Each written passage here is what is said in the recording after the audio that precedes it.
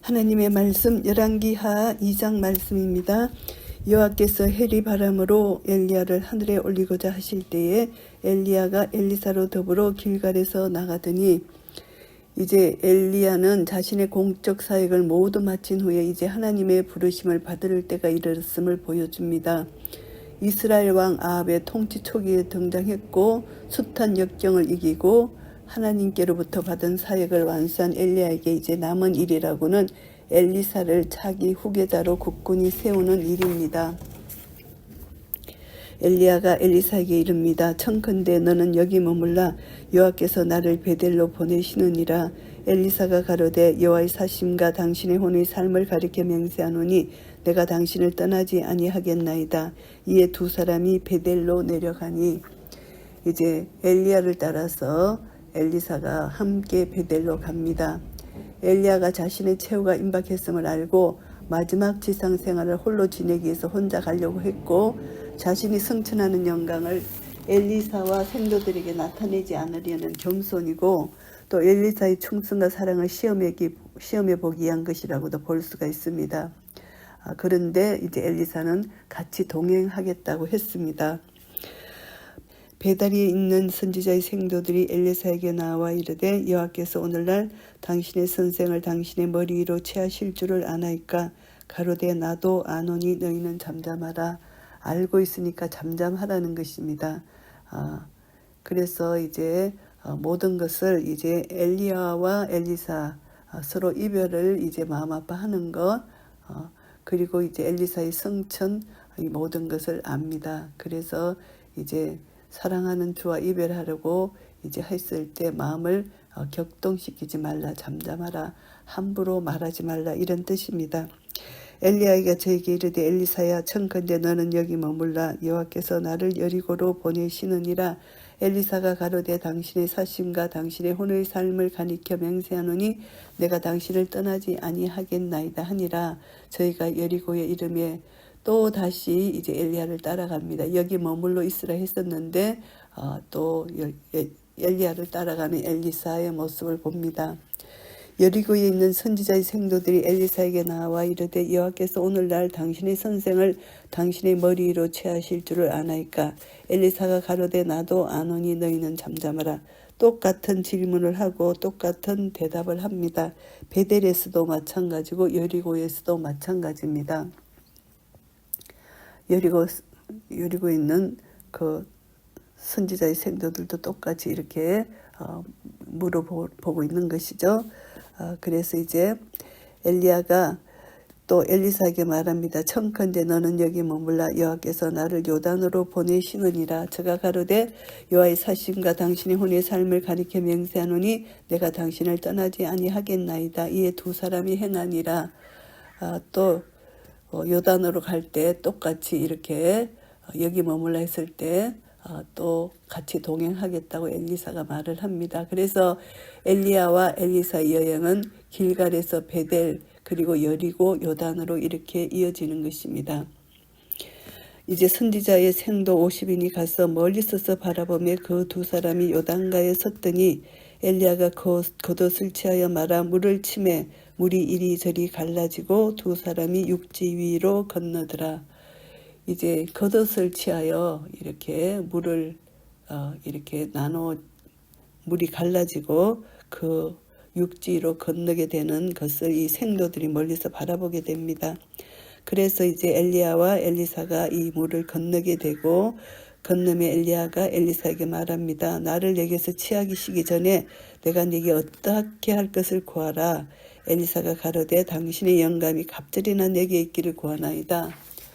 이제 하나님께서 엘리야를 취하시기 전에 구하라는 것입니다. 무엇을 원하는지 이제 내게 구하라 이렇게 했을 때 엘리야 영감을 갑절이나 구하는 것입니다. 이것을 보면은 이제 엘리사가 엘리야에게 갑절의 영감을 요구한 것은 하나님의 일에 대한 열심을 나타낸 표현이지 엘리야보다 두 배로 더 하나님의 권위와 능력을 갖겠다 이런 것은 아닙니다. 그래서 이제 하나님의 일을 잘 감당할 수 있는 열심을 여기서 나타낸 표현이라고 볼 수가 있고요. 가로되 내가 어려운 일을 구하는도다. 그러나 나를 내게서 취하시는 것을 네가 보면 그 일이 내게 이루려니와 그렇지 않으면 이루지 아니하리라 하고, 이제 어려운 일을 구한다. 이것은 하나님만이 주실 수 있는 것이지 인간인 자기는 할 수 없다는 것입니다. 그래서 이제 엘리사의 마음 중심을 아시는 하나님께서 엘리사의 신앙의 깊은 요청이 허락되도록 기도할 수밖에 없다는 것이죠. 그래서 이제 그러나 나를 내게서 취하시는 것을 네가 보면은, 이제 엘리야가 하늘로 승천하는 것을 보면은 하나님께서 엘리사에게 그렇게 해 주실 것이라는 것을 말씀하고 있습니다. 두 사람이 행하며 말하더니 호련히 불수레와 불말들이 두 사람을 격하고 엘리야가 해리바람을 타고 승천하더라. 이제 두 사람이 행하며 말할 때 엘리야는 하나님께서 엘리사에게 무슨 증거를 보이시도록 기도했을 것이고, 엘리사는 스승의 최후를 맞이하면서 엘리야가 남긴 교훈을 하나라도 더 듣기를 원했을 것입니다. 그래서 그때 홀연히 불수레와 불말들이 왔습니다. 엘리야의 생애 중에 불의 역사로 말미암는 승리를 연상케 주는 것입니다. 불수레 불말, 이것은 하나님의 권능과 의지를 나타내는 것을 여기서 나타냅니다. 하나님의 임재, 초자연적인 권능을 상징하는 것이죠. 그래서 해리바람을 타고 이제 승천합니다. 엘리사가 보고 소리 지르되 내 아버지여 내 아버지여 이스라엘의 병거와 그 마병이 하더니 다시 보이지 아니하는지라. 이에 엘리사가 자기 옷을 잡아 둘에 찢고, 아버지여 아버지여 이스라엘 병과 그 마병이여. 엘리사의 이 애침은 이제 이별, 그렇게 자기의 스승과 이별을, 스승을 아버지라고 부릅니다. 이것은 존경을 나타내는 그런 호칭입니다. 그래서 이제 엘리사가 엘리야의 후계자로서 처음 활동을 시작한 때는 이스라엘 왕국의 7대 왕 아합의 통치 말년, 이건 아니면은 아합의 아들 여호람의 통치 초반으로 봅니다. 이때부터 제12대 왕 요아스 통치 초반기까지 반세기에 걸쳐서 하나님의 뜻을 이스라엘 백성들에게 전한 예언 활동을 했습니다. 그래서 이 엘리사가 이제 엘리야의 성천을 보고 자기 옷을 잡아 이제 둘에 찢습니다. 둘로 찢는다는 것은 이제 자신의 옷을 찢는 것, 스승과 이별하는 슬픔을 나타내는 행동이고요. 하나님의 능력이 임재한다는 사실을 직접 보여주던 엘리야가 사라진 것은 엘리사에게 더 큰 슬픔과 충격이라는 것이죠. 그래서 이제 엘리야의 몸에서 떨어진 겉옷을 주워 가지고 돌아와서 요단 언덕에 서게 됩니다. 엘리사가. 그 엘리야의 떨어진 겉옷은 엘리사의 요구가 성취되었다는 하나의 증표입니다. 엘리사가 엘리야의 후예의 후계자라는 사실을 단정적으로 확정시켜주는 외적 증거라고도 볼 수가 있습니다. 엘리야의 몸에서 떨어진 그 겉옷을 가지고 물을 치며 가로되 엘리야의 하나님 여호와는 어디 계시니까 하고 저도 물을 치매 물이 이리저리 갈라지고 엘리사가 걷느니라. 엘리야의 하나님 여호와 어디 계시나이까, 이것은 엘리사가 이렇게 외친 것은 엘리야에게 능력을 주셨던 하나님께서 자기에게도 함께 하시기를 간구하는 기도라고 볼 수가 있습니다.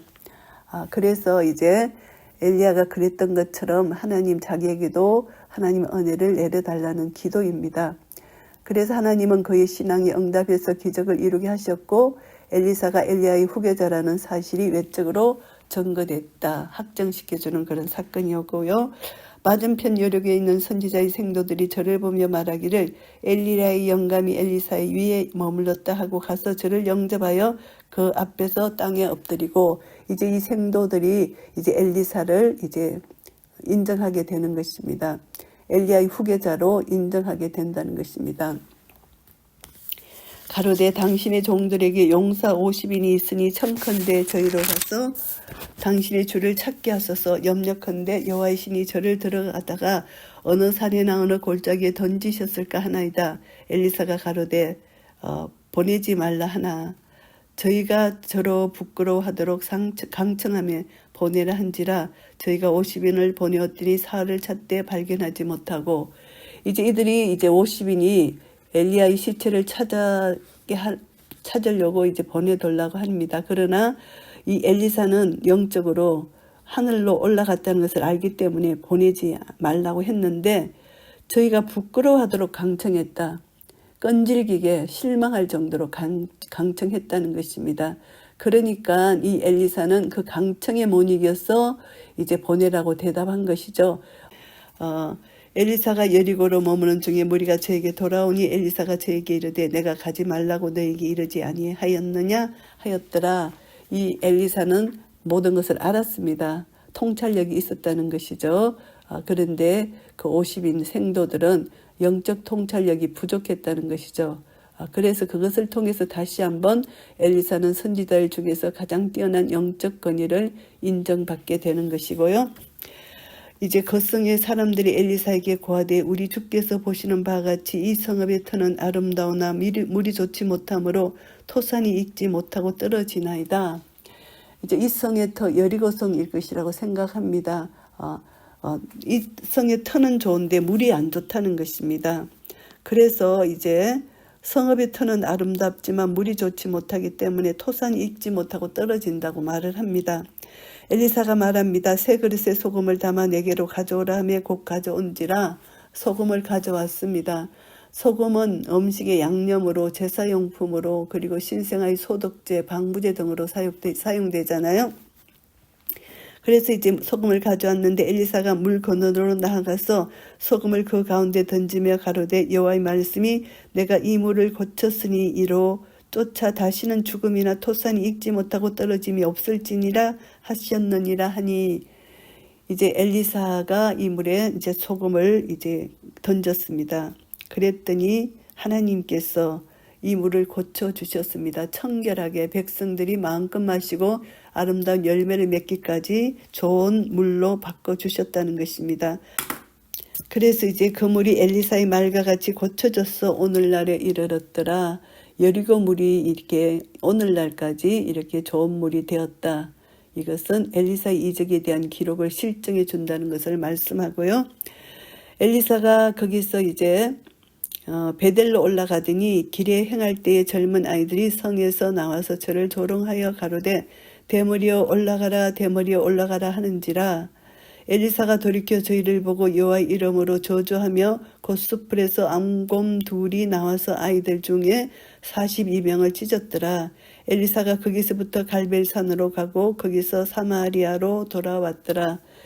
이제 젊은 아이들이 성에서 나와서 이 젊은 아이들이라는 것은 한 12세부터 15세 소년들을 가리킵니다.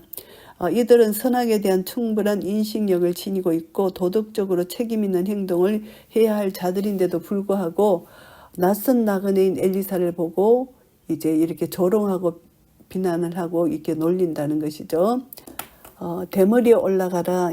이때는 보면은 대머리는 이제 문둥병에 의한 하나님의 징벌로 생각할 수도 있습니다. 이때는. 그런데 엘리사의 대머리는 자연적인 특징이고 결코 사람들이 조롱, 비웃음의 대상이 될 수 없는 머리입니다. 그래서 엘리사 예모는 서성 엘리야 예모와 대조를 이루고 있죠. 그래서 엘리야처럼 하늘로 올라가라 이런 의미로 엘리야의 성체를 비꼬는 말이기도 합니다. 그렇게 생각하는 이제 그 성경학자들도 있다고 하는데요. 이것을 보면은 엘리사를 저주한 것 매우 잔인하다는 것이죠. 그래서 윤리 기준을 가지고 설명해서는 안 되고 이것은 여호와를 떠나 우상 숭배에 빠져 있는 이스라엘 백성에 대한 하나님의 심판을 상징한다고 볼 수가 있습니다. 이제 사역을 시작하는 엘리야의 신적 권위를 증명하는 행위이기 때문이고요. 하나님의 사람인 자신을 조롱하는 것이 곧 하나님을 조롱하는 것과 동일한 것으로 엘리사는 간주했던 것으로 보고요. 그래서 이제 여호와 이름으로 젊은 아이들에게 저주를 선포했는데 이는 율법에서 하나님의 일꾼들이 불순종하는 자에게 저주하도록 하는 모세 오경에 근거한 말씀이기도 합니다. 그래서 아이들 중에 42명이 찢어졌다. 곰이 나와서 찢었다는 것입니다. 그래서 많은 사람들이 조롱에 가담했다는 것을 알 수가 있습니다. 조롱의 행위가 미리 의도된 것이라는 것을 암시해 주는 말씀이기도 합니다. 그래서 이들은 이제 42명이 앙곰 둘이 나서 이제 찢어 죽음을 당하고 이제 갈멜산으로 이제 엘리사는 가게 됩니다. 엘리사의 주된 활동 지역이고요. 특별히 선지자들의 거주지가 이게 갈멜산입니다. 엘리사가 갈멜산으로 간 것, 그곳에 있는 엘리야의 친지들, 선지자와 생도들이 그곳에 있기 때문에 그들에게 엘리야가 성천했다는 것은 알리기 위한 것이라고도 볼 수가 있고요. 그리고 또 거기서 사마리아로 돌아왔더라. 엘리사는 언둔 생활을 한 스승 엘리야는 달리 왕궁이 있는 사마리아에 살았습니다. 그래서 사람들과 사귀고 교제하면서 왕의 친밀한 상담자 역할을 하기도 했고요. 그는 왕에게로부터 상당한 존경을 받았던 것으로 보입니다. 사마리아는 북이스라엘의 수도로서 엘리사가 사역한 중심지라고 볼 수가 있고요. 열왕기하 2장 말씀을 정리하겠습니다. 엘리야가 성천하고 엘리사가 초기 사역이 시작되는 내용입니다. 1절부터 11절까지는 엘리야가 성천하는 내용입니다. 타락해가는 이스라엘에 대한 선지자 역할과 기능을 강조하는 이제 본장 서두에 이제 엘리야가 엘리사에게 자신의 모든 권위를 위임하고 성천하는 장면입니다. 여기서 보시면은 이제 스승과 제자, 엘리야는 성천에 앞서서 후계자 엘리사를 연단하기 위해서 여행을 떠나고요. 이제 같이 동행하기를 거절했지만 엘리사는 계속 스승과 동행하기를 원했습니다. 그래서 길갈에서 베델, 여리고, 요단으로 이어지는 험난하고 고된 여행을 하는 동안 엘리야는 엘리사로 하여금 여행을 포기하도록 종용하지만 엘리사는 계속 동행했고요. 이것을 보면서 이제 후계자를 훈련시키는 엘리야의 모습을 볼 수가 있습니다. 그리고 이제 선지학교의 생도들에게 이제 엘리사가 후계자임을 공공연히 나타내는 것입니다. 여행의 목적은 엘리사를 자신의 후계자로 부각시키기 위한 것이고요. 그리고 선지자의 생도 50인이 보는 앞에서 요단강을 건너는 마지막 이적을 해가면서 엘리사에게 후계자 계승식을 행한 것으로 볼 수가 있습니다. 참으로 스승으로서 지혜로운 행동이라고 볼 수가 있고요. 그리고 이제 엘리사의 모습이 이제 찾아볼 수 없을 정도로 11절에 이제 엘리사는 하나님의 주권에 의해서 이제 성천하게 되는 것이고요. 엘리야의 성천이 예수님의 성천에 대한 모형이라고 볼 수가 있습니다. 그리고 이제 후에 엘리사에게 갑절의 영이 임한 것, 그리스도의 성천 후에 성령님이 제자들에게 임하신 것이라는 예표라고도 볼 수가 있는 것입니다. 12절부터 18절까지는 엘리야를 계승한 엘리사의 사역입니다. 엘리야가 성천하고 이제 엘리사는 이제 선지자적 권위를 인정받아서 이제 사역을 합니다. 엘리야의 겉옷으로 요단강을 갈라서 그의 능력이 갑절이 되었다는 것을 나타내고 선지학교 학생들로부터 자신의 권위를 인정받게 되고 어느 선지자보다 뛰어난 영적 통찰력을 갖고 있었습니다. 엘리사는 자기의 스승 엘리야와 똑같이 엘리야의 겉옷을 취하여 요단강을 가르는 이적을 행했고요. 그리고 이제 엘리야의 후계자로 이제 생도들이 영접을 하게 됩니다. 인정하게 된다는 것이죠. 그리고 또 용사 50인이 엘리야의 종적을 찾지 못한 것은 결국 엘리사의 이치를 더욱 확고히 해주는 계기가 됩니다. 영적 통찰력으로 가지 마라 했을 때 이들은 갔기 때문에 그래서 이제 이들이 찾아서 시체를 못 찾고 왔기 때문에 엘리사의 영적 통찰력이 맞다고 생각한 것이죠. 그래서 이것을 보면서 이제 지도자, 영적 지도자는 영적 통찰력이 있어야 된다는 것을 깨닫게 되고요. 19절부터 25절까지는 엘리사가 이제 축복과 저주의 그 엘리사의 사역이 나옵니다. 여리고 물을 고친 사건은 이제 그 백성들을 축복하는 그런 사건입니다. 그리고 또 엘리사의 대머리를 조롱하는 젊은 아이들을 저주함으로써 앙콤에게 찢어 죽게 됩니다. 42명이라는 숫자가. 그래서 이것을 보면 우리가 신약에서는 이제 악을 악으로 갚지 말고 선으로 악을 이기라고 말씀하시잖아요. 이 진리에 비추어 생각할 때 이해하기 어렵습니다. 보복하지 말라는 것이죠. 우리는 이것이 이제 보복행위라기보다 이제 하나님의 거룩하심에 대한 것입니다. 하나님의 거룩성을 해치면 심판을 받는다, 이런 관점으로 봐야 된다고 볼 수가 있습니다. 그래서 이제 엘리사는 이제 사역 초기에 하나님으로부터 사역을 인정받았고 생도들로부터 이제 그 정말 선지자 엘리사의 후계자라는 것을 이들이 확정했기 때문에 이것을 통해서 하나님은 이제 종으로서의 권위를 보여주시는 그런 사건이고, 엘리사를 조롱하는 것이 곧 하나님을 조롱하는 것과 동일시했다는 것, 이것을 우리는 알 수가 있습니다. 우리는 하나님의 뜻을 다 알 수 없습니다. 그래서 우리는 하나님 말씀대로 우리는 이제 행해야 되고, 그리고 또 하나님이 특별히 선지자들에게 이렇게 행하시는 것은 하나님의 주권이고 하나님의 능력이고, 축복과 저주는 하나님 손에 달려있고, 우리는 구체적이고 그 깊은 것까지 알 수 없지만 하나님은 이 모든 것을 그들이 고의적으로 했다는 건 그것을 알기 때문에 하나님은 그것을 심판하게 하신 것이고요. 그래서 이것을 보면서 우리는 하나님 앞에서 우리 자신이 정말 올바로 서서 하나님 말씀에 순종하고 하나님을 경외하고 하나님을 두려워하는 것, 그리고 하나님이 특별히 사명을 준 사명자, 사역자, 정말 하나님이 택하신 자들에게 우리는 겸손하게 또 하나님의 뜻을 우리는 구할 수 있는 그런 은혜가 우리에게 필요하다는 것입니다.